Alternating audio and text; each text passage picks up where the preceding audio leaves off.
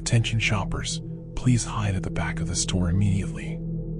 Attention shoppers, came a male voice over the intercom. Please move to the back of the store immediately. The back of the store? I whispered to Daniel. Don't they mean the front of the store? To pay for our stuff? It was 8:50 p.m., 10 minutes till closing time. We brought our 2 kids out on this late-night Walmart excursion in the hopes of burning off some energy. Instead, they'd just thrown tantrums for new Legos and Hot Wheels. It was a disaster. But apparently, the disaster was just beginning. Please move to the back of the store immediately, the voice repeated overhead. This is not a drill. I glanced around, but the other shoppers were just as confused as I was. An old lady looked up at the ceiling, scrunching her face. What the hell? A dark-haired woman asked her boyfriend, pushing a cart full of garden supplies. Didn't you hear? An older man said, leaning over his cart of bottled water and canned food. We're in a tornado watch. 1 touchdown in Sourville. A tornado? It was definitely storming outside. I'd seen the black clouds roll in from the east earlier, but it didn't look that bad. Do not stay out in the open. I repeat, do not stay out in the open. There was a pause. Then, an explosion of sound as everyone began to mobilize. Carts rolling, panicked voices, feet slapping on the floor. No. No, no, no. This can't be happening. I hurried down the toy aisle, Tucker in my arms, Daniel and Jackson following me. 3 zigzaggy turns, and then we were in the electronics area. I glanced at the TVs on the wall and pictured the 4 of us crushed underneath them. Stay away from windows and doors, the voice continued on the loudspeaker. And do not attempt to exit the store. Is it safe here? Daniel shook his head. Big open areas aren't good. I'm going to check in back, see if there's a break room or something. You stay here, okay? I nodded. Arms shaking, I sat down on the ground between 2 shelves of video games. Tucker sucked on a bottle on my arms while Jackson began to giggle. Is the tornado going to hit the store? And everything will fly around real fast? He asked with a big stupid grin on his face. I don't know. A tornado. A real-life tornado, like you see in the movies, plowing through our town. It was so unfathomable. We were New York natives, transplanted here to Indiana only 6 months ago. I'd never been in a tornado watch my entire life. Daniel jogged back into view. Everything's locked up, he said, as he joined me on the floor. But listen, Fairview's a big town. The chances that it'll hit this Walmart. I think we'll be okay. I never should have brought us here. You didn't know. None of us did. He wrapped his arm around me. They should have warned us. Like an emergency alert on our phones. Or a tornado siren, or something. The voice overhead rang out again through the store. Do not stay out in the open. Do not make yourself visible. That includes security cameras. Please move to a spot that is not visible to any cameras. I frowned. What does that have to do with tornadoes? A feeling of unease in the pit of my stomach. I glanced up and saw several black globes descending from the ceiling, hiding the cameras within. I guess we should listen to them and get out of sight, I whispered. I grabbed Jackson's hand, Daniel picked up Tucker, and we jogged out into the center aisle. The store was an eerie sight, abandoned shopping carts, askew in the aisle, full of everything from pies to batteries to plants. Footsteps echoed around the store from people unseen as they found their new hiding places. We dodged a shopping cart full of soda, ran through kitchenwares, and then stopped in the Easter decoration aisle. There was a camera in the central corridor, but as long as we stayed in the middle of Easter aisle, we'd be invisible. The 4 of us crouched on the floor next to some demented-looking Easter bunnies. I'm hungry, Jackson whined. Mommy. I grabbed a bag of colorful chocolate eggs and ripped it open. "Here. Candy. Happy?" I whispered, thrusting them into his hands. Then I leaned back against the metal shelves, panting. But I didn't have long to rest. A mechanical whine overhead, and then the voice came through the speakers again. "Keep away from aisles with food. If you have food with you, leave it and move to a new hiding place. If you have any open wounds, cover them with clothing." What the fuck? That had nothing to do with keeping safe in a tornado. "We should make a run for it," Daniel whispered to me, starting to stand. "But the tornado?" "I don't think there is a tornado." "Listen. Do you hear any wind?" I listened, but all I heard was silence. No howling wind, no shaking ground, no projectiles clanging against the metal roof. Maybe it's still coming. I know what they're saying doesn't make sense, but to go outside. We need to get out of here. Now. He grabbed Jackson's hand as he held Tucker in his arms. "Come on." "Daniel, I don't think that's a good idea," I whispered. But the next words from the intercom changed my mind. "Assume a fetal position and place your hands on your head. Close your eyes and do not open them for any reason. Let's go." We broke into a sprint and ran down the central aisle, cameras be damned. The front door appeared in front of us, a little black rectangle looming in the distance. And as we got closer, I saw Daniel was right. There was a tree at the border of the parking lot, under a street lamp. It was perfectly still. We continued running, past the clothing area, past the snacks lined up at the checkout lines.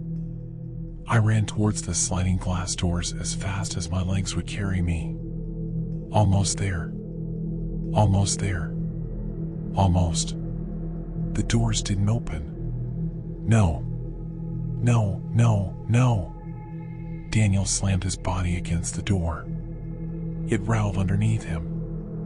I tried to squeeze my fingers into the gap between them to try and pull them apart. They didn't budge. They locked us in, I whispered. "I want to go home," Jackson said.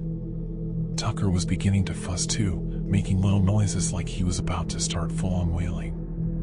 I turned around, and that's when I saw him. A Walmart employee.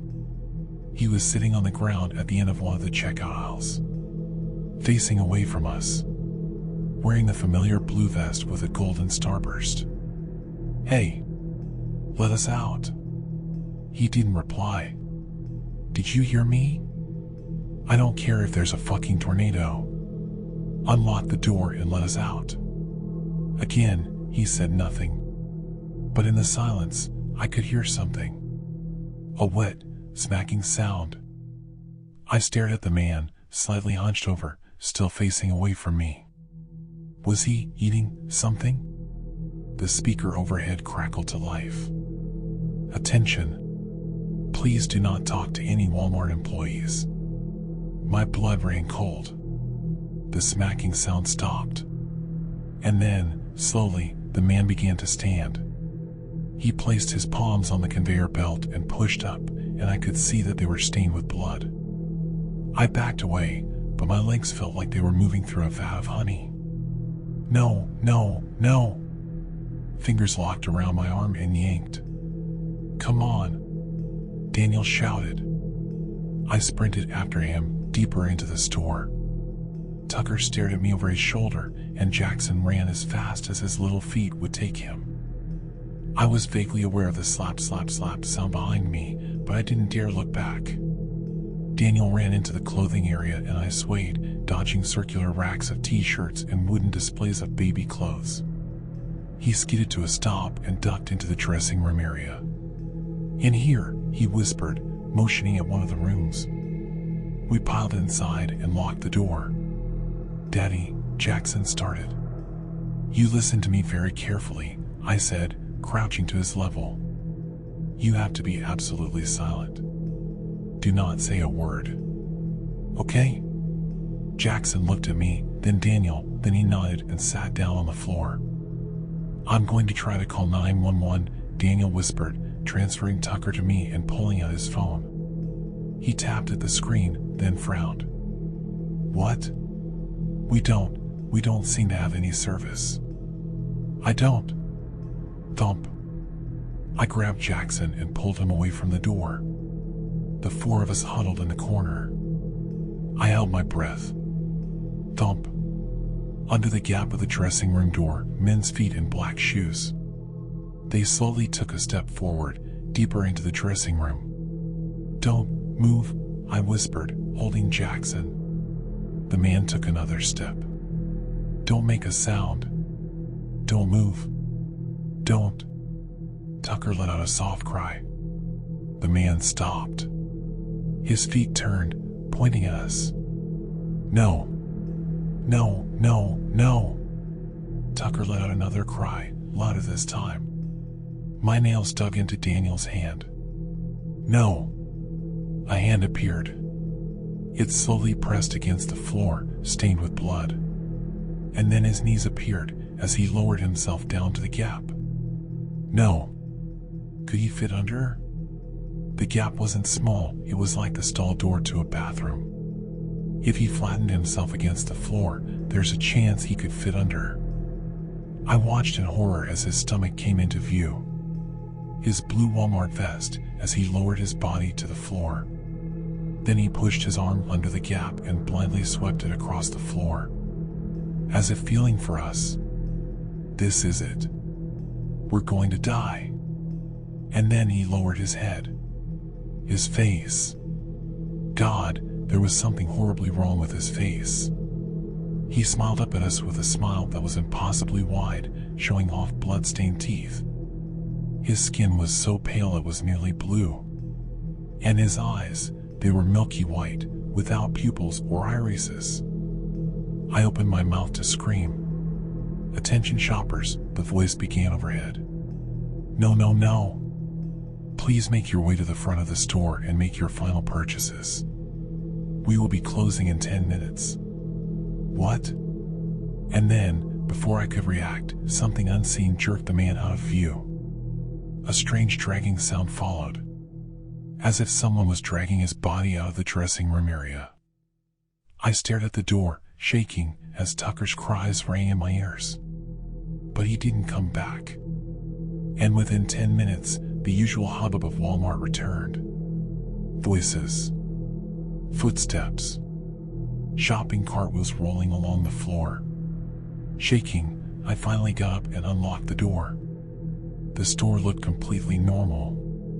People were lined up at the cash registers, placing their goods on the conveyor belts. Employees were scanning tags, printing receipts. People walked towards the glass doors, and when they did, they slid open. As we slowly walked towards the exit, I spotted the older man who warned us about the tornado earlier. What was that?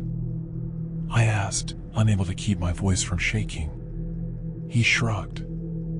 I guess the tornado missed us. What a miracle, huh? Giving us a smile, he disappeared out the glass doors and into the night. Story 2.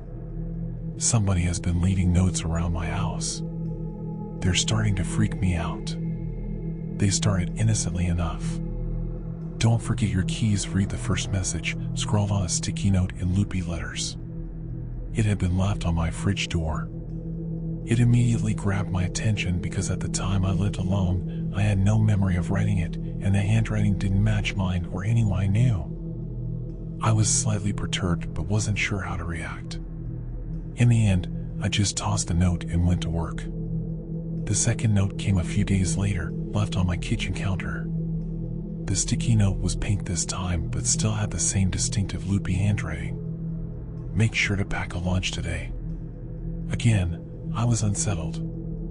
Now, any normal person might have reported this to the police, but during that time I was going through a major depressive spell. I had moved to a new city away from my friends and family and had started a new job that I quickly realized I hated and didn't nearly pay enough. The home was lonely and work was soul-crushing. I had trouble enough getting out of bed each morning, let alone filing a report that I am sure the police would not take seriously. Even more stressed, I crumpled up the note. However, I ended up packing a small lunch for myself. Usually, I didn't bother to put in the effort and just ate cafeteria food, but against my better judgment, I fulfilled the wishes of the note. That day the cafeteria was closed. The main cafeteria fridge had broken overnight and many of the frozen lunches inside had gone bad. Management thought it would be better to shut it down for the day. A feeling of unease settled in my stomach after learning the news. It was as if the note had predicted it. The notes continued throughout the following weeks. They would typically show up on random days, no more than 3 notes a day. They were all left in obvious places in my apartment, all on sticky notes and in that unfamiliar loopy handwriting. They began to grow more prophetic. Take I-80 today. There will be a bad accident on your way home. Janet is going to offer you some cookies at the office. Politely decline. They will give you food poisoning. Marie has been on a diet. Compliment her on her weight loss. She'll end up thinking more of you. Of course, I tested the notes to see if they were accurate. Every time I ignored their advice, whatever it warned against came true. One day a note said to pack an umbrella, and I purposely didn't. It was forecasted to be sunny that day, so any normal person wouldn't think to pack one, but sure enough, I got soaked that evening walking to my car. I was incredibly curious about the notes. There were so many questions I had about them, and those unanswered questions kept festering in my head. I tried writing notes back in return and leaving them out, but never got a response. I'd speak out loud and ask questions as if, or in case, the note writer could somehow hear me, but this only made me feel foolish. I'd occasionally make a surprise visit home at odd hours, just to see if I could catch the note writer leaving their notes. Of course, I never caught them. I tried installing cameras in my apartment, even making sure all of the cameras were completely hidden, but the next day I found every single one of the cameras' insides completely torn out and placed on the kitchen table with a single note next to them reading, "Never do that again." The notes stopped coming after that, which made me deeply regretful. I had grown accustomed to the notes. I had begun to rely on them even. They had significantly improved my way of life over the last few months, both mentally, financially, and socially. I had started making friends at the office thanks to their advice, and for the first time in my life I was even a bit popular. My managers, who before the notes didn't pay much interest in me, now valued my presence and would ask for my opinion on projects. It was no secret I was on my way to a promotion. Could I still do that without the notes? I also valued the notes as a friend, as weird as that sounds. Or more like a guardian angel. Wherever they were from, they were always protecting me. Without them, the future was suddenly unknown and dangerous. Every time some mild annoyance popped up from that point, from bad traffic to stressful work situations and even a minor paper cut, I thought about how this all probably could have been avoided if I still had the notes. The next week, a bright green sticky note appeared on my bathroom mirror. "Don't forget to call Mom today. It is her birthday." I nearly cried. I decided to sack my investigation and just accept things as they were. Slowly, the fog of my depressive spell began to lift and I could feel myself returning to how I used to be.